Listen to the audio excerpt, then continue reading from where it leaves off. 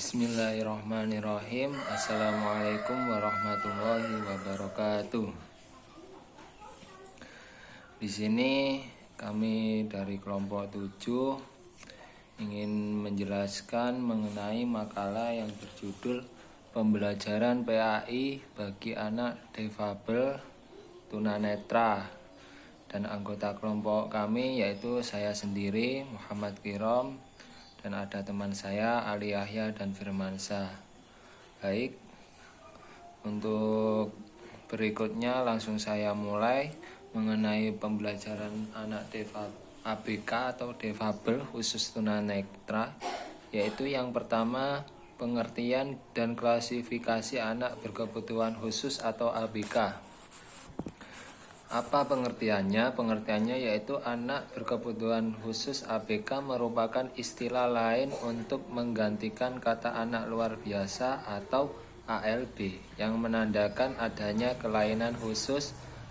Anak berkebutuhan khusus mempunyai karakter yang berbeda antara satu dan yang lainnya. Jadi yang dimaksud dengan anak ABK di sini yaitu anak yang tidak umum lah, maksudnya ini mempunyai kekurangan. Jadi untuk pembelajarannya di sini sebagai seorang guru kita harus mempunyai strategi khusus, meluangkan waktu yang cukup untuk pembelajarannya saat proses pembelajarannya, karena di sini banyak, ada tunanetra, ada tunarungu dan lain-lain sebagainya. Untuk berikutnya yaitu anak berkelainan penglihatan atau tunanetra. Nah, ini yang kami bahas dari makalah kami kelompok 7, yaitu anak berkelainan tunanetra. Artinya itu seorang yang kehilangan penglihatan, biasanya pendengaran dan keberadaan ada menjadi saran alternatif yang digunakan untuk melakukan pengenalan terhadap lingkungan sekitarnya. Kelebihan indera pendengaran sebagai transmisi dalam berinteraksi dengan lingkungan bagi anak tunanetra dapat membantu memberikan petunjuk tentang jarak atau objek dengan mengenal suara. Namun ia tidak dapat mengenal wujud konkret tentang wujud objek yang dikenalnya. Perbedaan sebagai sarana alternatif lainnya setelah mendengar barangkali dapat membantu bagi anak tunanetra untuk memperoleh pengalaman kinestetik. Melalui perbedaan, anak-anak tunanetra dapat berlangsung melalui kontak dengan objek yang ada di sekitarnya. Sering kita dengar istilah dengan tunanetra, dan yang dimaksud dengan tunanetra di sini anak yang kehilangan penglihatannya, dalam arti buta, tidak bisa melihat. Tidak bisa buta atau karena dari lahir atau karena kecelakaan dan lain-lain. Dan ini untuk anak tunanetra ini harus mempunyai pembelajaran dan strategi yang khusus. Berikutnya yaitu sarana atau alat bantu pendidikan yang digunakan bagi anak berkelainan penglihatan. Lah, ini sarana untuk pembelajaran, proses pembelajaran anak tunanetra ini apa saja? Di sini akan saya jelaskan. Yang pertama yaitu bacaan dan tulisan braille atau reading. Yang kedua yaitu mesin baca Kurzweil, buku bersuara dan lain-lain.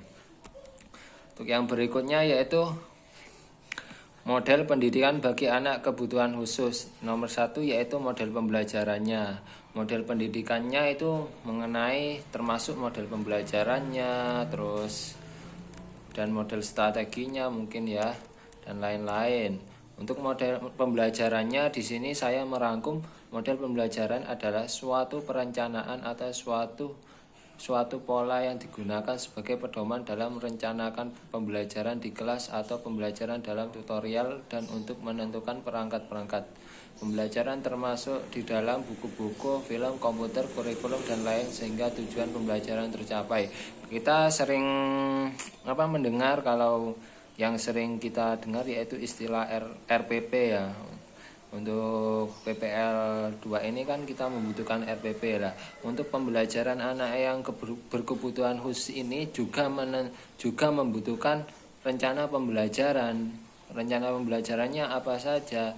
Yaitu termasuk film dan komputer dan lain-lain, termasuk itu ya.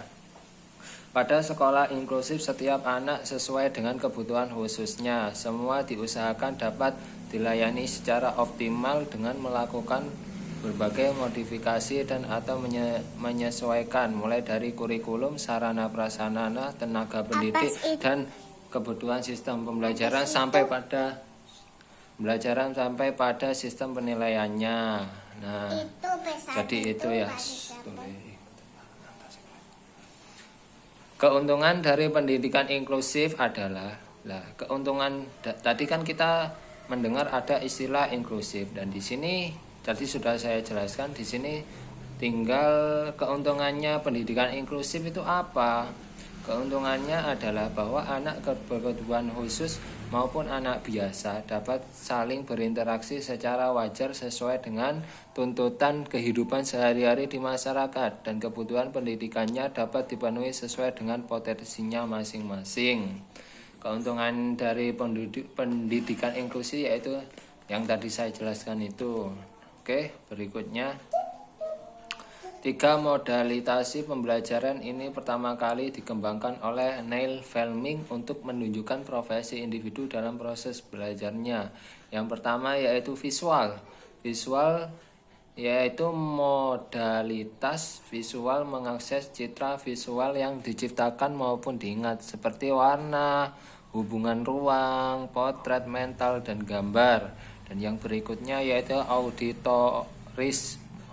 Modalitas ini mengakses segala jenis bunyi dan kata yang menciptakan maupun diingat seperti musik, nada, irama, rima, dialog internal, dan suara.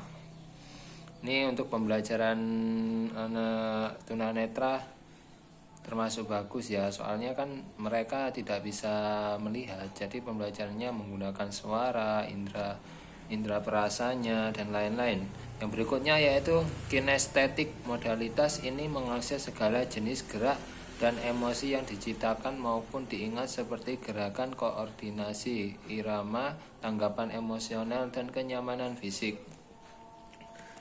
Baik. Untuk berikutnya ini model pendidikan inklusif yang diselenggarakan pemerintah di Indonesia itu apa?